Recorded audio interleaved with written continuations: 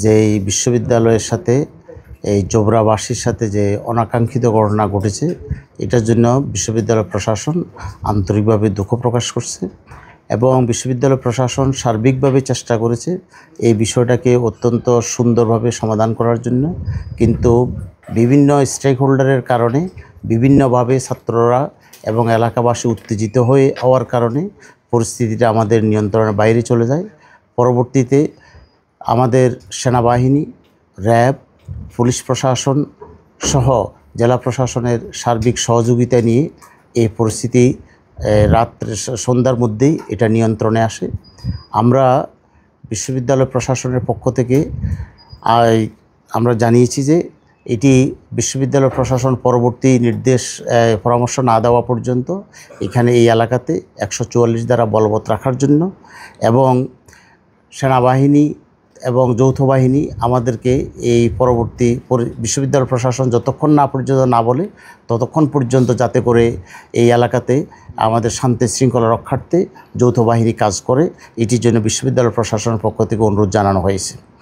আমরা আমাদের আজকে যে সমস্ত ছাত্ররা জোবরা গ্রামে আছে তাদেরকে স্ব আবাসস্থলে নেওয়ার জন্য আমাদের সিন্ডিকেট সদস্য এবং চট্টগ্রাম বিশ্ববিদ্যালয়ের সাবেক বিপি আমরা এস.এম. ফজলুল হক সাহেবের নেতৃত্বে আমাদের বিশ্ববিদ্যালয় প্রশাসন সহ আজকে রাত্রের মধ্যে স্ব বাসায় তাদেরকে পৌঁছিয়ে দেওয়ার সিদ্ধান্ত হয়েছে।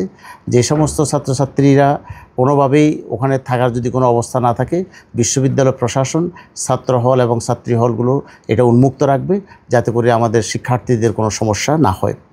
আমরা চট্টগ্রাম বিশ্ববিদ্যালয় প্রশাসন ইতিমধ্যে যারা আহত হয়েছেন তাদের সকলের চিকিৎসাভার বিশ্ববিদ্যালয় প্রশাসন বহন করবে।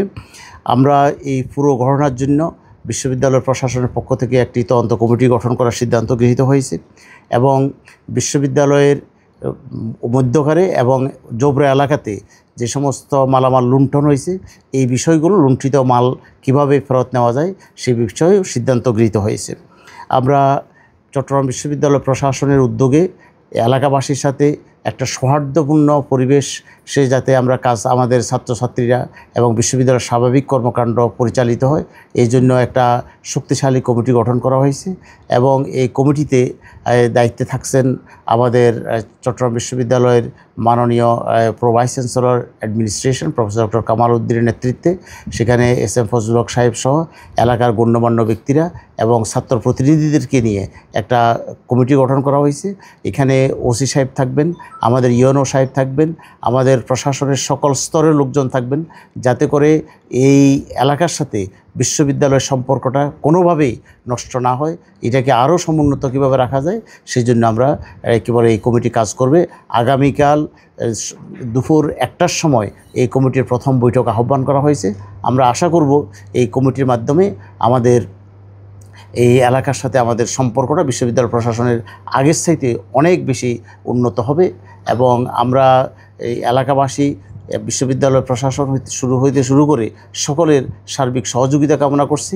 আগামীকাল চট্টগ্রাম বিশ্ববিদ্যালয়ের ক্লাস পরীক্ষা বন্ধ থাকবে এবং আগামীকালকে বিশ্ববিদ্যালয়ের অন্য স্বাভাবিক কর্মকাণ্ড চলবে। স্যার, কয় সদস্যের কমিটি?